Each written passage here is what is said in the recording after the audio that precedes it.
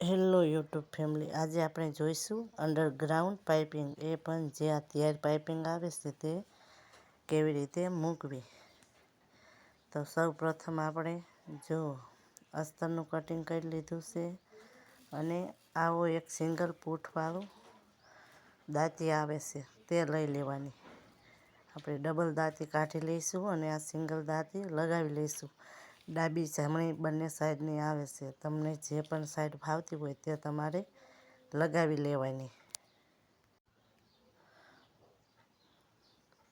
લગાવ્યા પછી હવે આપણે અસ્તરનું ગળું જે કટિંગ કર્યું છે તેને આપણે ખોલી અને જો આ જે પાઇપિંગ દોરી છે તે અંદરની સાઈડમાં, બ્લાઉઝની અંદરની સાઈડમાં મૂકવાની છે અને જે તેનો ઓલો બારનો ભાગ છે એ બહારની સાઈડમાં મૂકવાનો છે અને ભીસીને દબાવી અને સિલાઈ આખાઈમાં પાઇપિંગને સાવ અડતી જોઈન્ટ કરતું જવાનું અને સિલાઈ લગાવતું જવાનું. આખાઈમાં આવી રીતે સરસ રીતે પાઇપિંગ મૂકી દેવાની.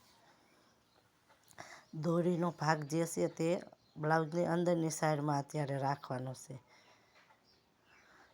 અને આવી રીતે આખાઈમાં લગાવીને ફિનિશ કરી લઈશું. અને જે ઓલો દોરાવાળો ભાગ બહાર નીકળે એ બહારની સાઈડમાં.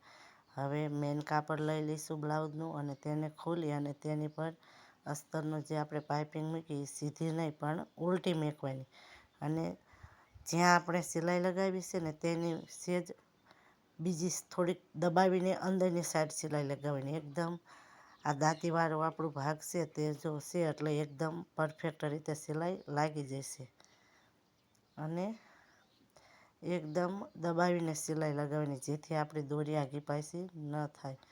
અને સરસ રીતે ફિનિશ કરી અને આખાઈમાં ગળાને સિલાઈ લગાવી લેવાની અને સિલાઈ લગાવતી વખતે કાપડને આપણે અસ્તરનું સરખું કરતું જવાનું અને લગાવતું જવાનું.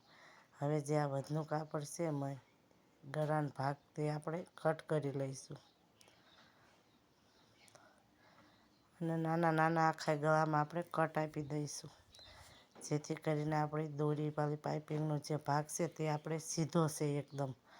કોઈ આપણે ઓલી ક્રોસમાં પટ્ટી આવે એવી રીતની તૈયાર પાઇપિંગ નથી આવતી, એટલે આપણે નાના નાના કટ આખા ગળામાં મૂકવા પડશે. નહીં મૂકવી તો આપણી પાઇપિંગ જરાય પણ સારો ઉઠાવ ગળા પ્રમાણે નહીં આપે.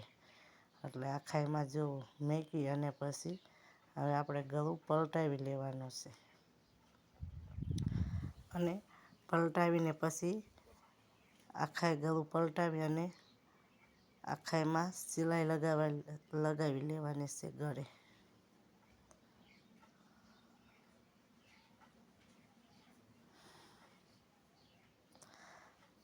તો આખાઈમાં આવી રીતના ગળે સિલાઈ લગાવતા જઈશું અને કાપડ સરખું કરી અને સિલાઈ ફિનિશિંગ સાથે લગાવી લઈશું. આ માર્કેટમાં તમને ગમે એના પણ સ્ટોર ઉપર કે તમે આ જે રેલું ને એવી વસ્તુ લેવા જાઓ માર્કેટમાં ત્યાં આસાનીથી આપણને આ પાઇપિંગ ઇઝીલી મળી જાય છે. અમારી આ બાજુ 5 રૂપિયા, 7 રૂપિયા કે 10 રૂપિયાની પાઇપિંગ મીટર પર મળે છે.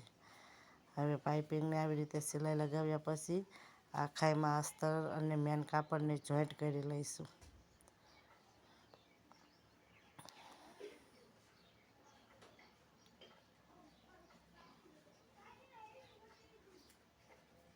આપણું આખાઈમાં અસ્તર અને મેન કાપડ જોટિંગ થઈ ગયું. હવે આપણે જે વધનું કાપડ છે તે કટ કરી લઈશું.